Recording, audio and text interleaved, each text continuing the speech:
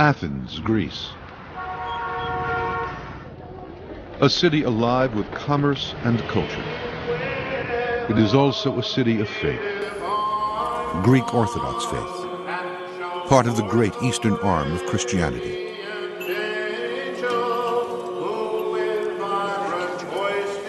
But there was another world here once, of which only tantalizing fragments remain. Those who reach back through time, both above ground and below, are in search of a world that was equally alive and equally devout, the world of the ancient Greeks. It still speaks to us today through one of its legacies, Greek mythology. It was populated by many gods and goddesses, each with certain powers in the world, and each with a story of their own. For tens of thousands of years, predating biblical times, accounts of the gods and their doings were passed down by storytellers. It is extremely hard, but one tries to fantasize of what was it like in those days. I think favorite stories of gods must have been, thinking back, what did the child think and was impressed about was, how did Zeus give birth to Athena from a headache?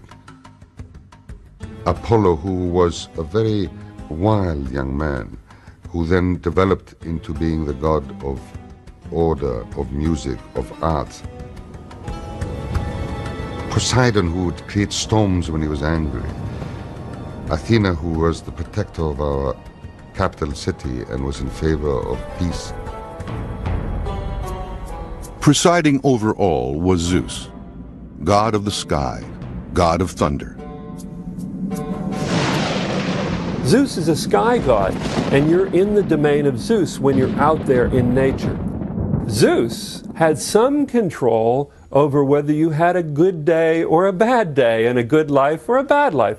He had two jars on the doorsill, and there was a jar of good and a jar of evil. And to each man, Zeus would pour out a portion of good and a portion of evil. There was Aphrodite and Artemis, two sides of the same coin. Aphrodite. And what is she the goddess of? She is the goddess of sexuality, female sexuality. She's a goddess of beauty. She's associated with lots of fertility issues. You have Artemis on the other side. Artemis, who is this chaste virgin. And Apollo, who, like all the gods and goddesses of ancient Greece, had more than one power. He is the organizer, the civilizer. He's the one who brings roads to places where there were never roads before. He's the one who heals, but he also can bring plague. And this is something that happens in the case of many Greek gods. If they can cause something, they can also stop it. He was a god, I heard it most brilliantly put, a god of distance. And therefore, he would deal with people not face to face and hand to hand. He was better at shooting his bow and killing people from a very far off distance. And therefore, his loves, perhaps, are best kept at a distance, too. These gods and goddesses evolved as the ancient Greeks sought to find meaning, and perhaps faith, in an often challenging world. Their stories were embellished and changed over time, as different civilizations came into contact with ancient Greece. Greece has been inhabited since about 70,000 BCE, and there were invasions of people from the Middle East and from the North, and each invasion led to not another set of divinities, but further layers of divinity added to the existing divinities. So Greek gods are a real amalgam of multiple cultures of the Middle East, mostly. The Greek gods were of such diversity that they are unlike any many of the other gods from around the Mediterranean because they incorporated elements of a lot of different peoples around them.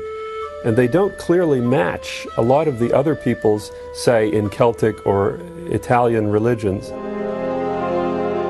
These stories were passed down through oral tradition, but sometime around 750 BC, they were collected, organized, and written down. Although scholars debate whether one author or many authors were involved in this effort, the popular belief is that there was just one, Homer. As far as we know, the real crystallization of Greek mythology was around the time of Homer, 750 BC. And with Homer, we find the creation of Greek mythology and the creation of the gods. Homer gave the Greeks their gods. Homer was effectively the closest thing the Greeks had to a Bible. In the beginning, Homer tells us, there was Okeanos, a spirit in the form of a great circular, endless river, flowing eternally back upon itself. There was another presence too, Tethys, sometimes called the first mother. When they finally mated, they began the line of descent which eventually produced the gods and goddesses of the ancient Greeks. Some 50 years after Homer, the poet Hesiod composes the Theogony, in which he too describes the creation of the gods. But according to Hesiod, the world began differently.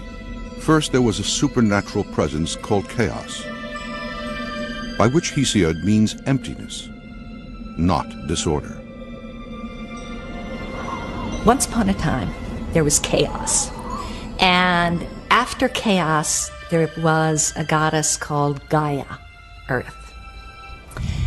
And Gaia slept with, married, mated Uranos, heavens. Uranos, however, did not want children. He felt threatened by them and kept them from being born. Gaia conspires with Kronos, one of her unborn children, who castrates his father, presumably from within his mother's womb. Uranos' severed genitals fall into the sea, from which a surprising entity emerges. Aphrodite, goddess of love. These stories make up what is known as Greek mythology, derived from the Greek word mythos. It implies something untrue. But for the ancient Greeks, these stories were a matter of faith. They helped explain how and why the world works as it does. Interestingly, love and war, or violence and sex, are deeply connected in Greek mythology, and not only in Greek mythology, but in a number of mythologies. Why are these two things deeply connected? I think that the ancient peoples, and certainly the Greeks, felt that deeply passionate feelings were somehow connected in the human mind and in the human emotions. That is, great desires and great fears or great hatreds were somehow linked. In this way, the stories and characters of Greek mythology had real-life application. Hesiod's creation story goes on to tell how Kronos frees his brothers and sisters from Gaia's womb. These beings would be known as the Titans, born only after their father has been castrated. The theme of conflict between father and son continues, as Kronos himself now kills his own children. Kronos married Rhea. Every time Rhea gave birth, he'd swallow the children. Rhea desperately wanted to have some children, and so she took one baby, Zeus, when he was born, and wrapped him up and hid him in a cave in Crete to be raised, and gave Kronos a stone wrapped up in swaddling clothes that he swallowed so that he thought he was swallowing the baby. Well, Zeus grew up, came, attacked his father, and all the children emerged. And those were the beginnings of the Olympian gods. Zeus retrieves the rock with which his mother deceived his father. It can be seen even now at the sacred shrine of Delphi. There's always a kind of inherent conflict and tension between fathers and sons. Greece has been, really until this century, a subsistence economy. And so if you have a small farm, the father's in charge of that. The son, even the first son, is not going to get any kind of rights until the father moves on, retires or dies.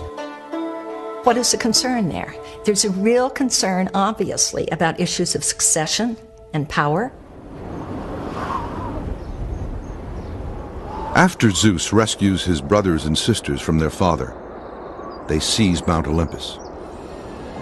From this stronghold, they battle for control of the world against their father, aunts, and uncles, all of whom are Titans.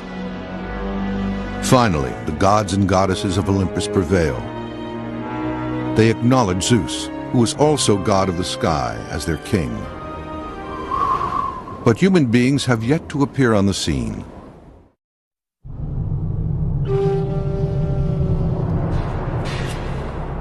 The story of creation in Greek mythology goes on in Hesiod's telling.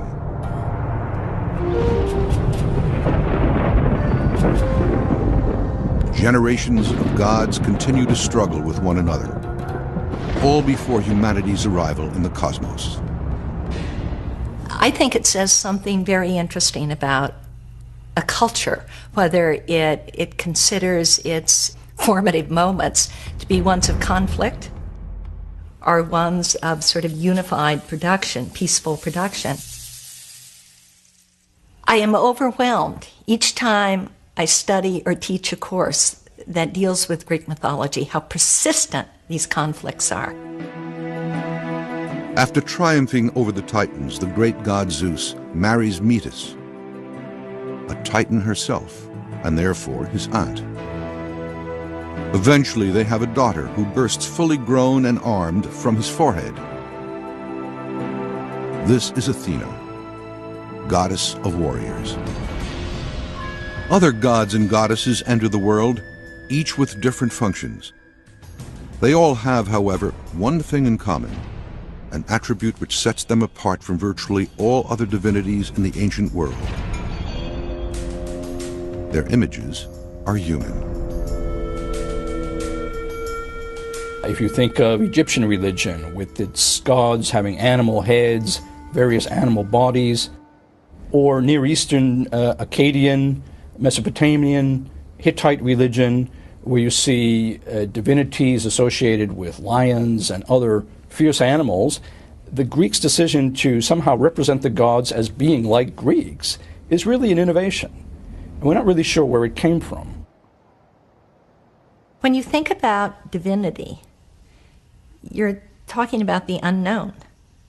And you really can only talk about the unknown in terms of the known. In the Hebrew Bible, in Genesis, it says, God came down and he walked in the Garden of Eden in the cool of the evening. It's almost impossible to talk about divinities without doing something like that. Xenophanes said, if horses could draw, horses would draw their gods as horses. In Homer's telling, it is only after the gods and goddesses take up residence on Mount Olympus that the story of human beings begins to unfold. The Judeo-Christian account of the world's beginning culminates in God's creation of man, who was given dominion over all the other creatures on earth. However, the ancient Greeks believed the birth of humans is of little importance to the cosmos. Although the Greeks had a human-centered universe, their view of man was almost as an afterthought. He was a smaller creature in the universe, something certainly lesser than the gods. And therefore the creation of humans had to take a second or third place down the line in the Greek world of the cosmos and the Olympian deities.